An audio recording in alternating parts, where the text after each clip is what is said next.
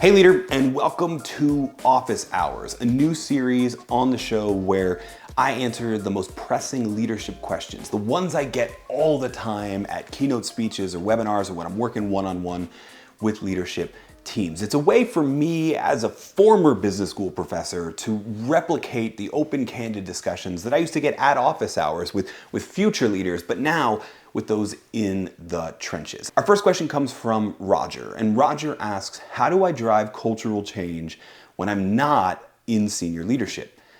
And I get this one a lot. That's kind of why I picked it as the first one to make an episode about. Because obviously there are a lot more leaders in an organization than just senior leaders. And so there's a lot more people interested in creating high-performing teams and a positive team culture than just the people in senior leadership. Now, unfortunately, I don't have a good short-term answer for you. The short answer is you don't. You can't. You can't really change other people, and truthfully, you're not responsible for changing other people.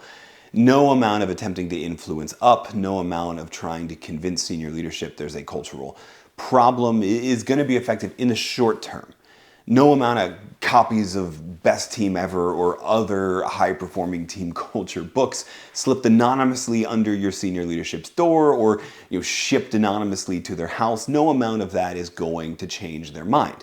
Although as an author of one of those books, I do encourage you to keep trying. The truth is, unless senior leadership believes there's a need for cultural change, it's probably not going to happen. That's the short answer. The long answer is you're not totally out of options here. You can still focus on your sphere of influence. You can still focus on the team that you've been entrusted to if you're in an authority position, or the team that you're on if you're just a highly influential teammate. Ultimately, organizational culture is just the average of every individual team culture. And you, if you're in a leadership role, no matter how small, are responsible for the culture of your team. So you can build a team culture of common understanding, of psychological safety, of a strong pro-social purpose. You can build a high-performing team culture that knows who we're about, the benefits of our diversity, and what we're going after, and who is served by the work that we do when we do an amazing job. You can still build that on your team. And when you do build that, two things are going to happen that might drive long-term change. So if you are in it for the long term, this is going to help even through the whole organization. Remember, organizational culture is just team culture multiplied by the number of teams that there are. So two things are going to happen. First, people are going to move. They're going to move on to other teams. Hopefully, if you're truly building a high-performing team culture, they're going to get promoted to lead teams of their own. And when they do, your best team ever culture, your high-performing positive team culture is going to be the model that they seek to take with them and use to shape their team. So over time, you'll start creating more teams throughout the organization that take responsibility for their own team culture, and that moves the needle a little bit. The second thing that's going to happen is people are going to come asking.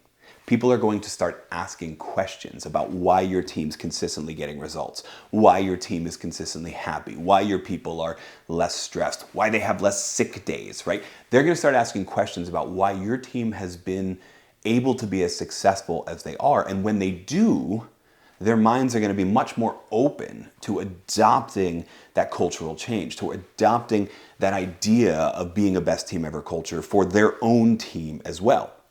So eventually, as you take responsibility for your sphere of influence, as you build what's sometimes referred to as kind of a pocket of excellence, I'm responsible for my team, I'm going to make it the best team ever, regardless of the whole organization. Eventually, the people who lead that organization are going to come looking for answers as to why that one is performing so well. And when you do, now you have an opportunity. I know I said at the top that no amount of attempting to influence up and change their minds is going to work, is going to change their minds. But the truth is, if you can bring it, if you can move the needle on your team and turn them into a high-performing team, you won't need to change their minds. Their minds will be open to come to you and go, how'd you do it? And how can we scale it out throughout the whole organization? And when that happens, then you've influenced up on senior leadership. Then you've started working to turn the toxic culture you might be in into the positive one that you built your team into. And then that is how you can drive cultural change. In the long term, that is how you can drive cultural change. when you're not a senior leader. If this was helpful to you, then do me a favor and make sure that you leave a like and a comment here to let me know that. And if you're looking for more ways to level up your leadership, then hit the subscribe button while you're at it. But most importantly, if you've got a question, if you've got an idea that you have, a question that you're struggling with, and you want to test it out as a way to help you build your best team ever, then leave that in the comments or reach out to me on social media or email me directly what your question is. You never know, it might turn into the next episode of Office Hours.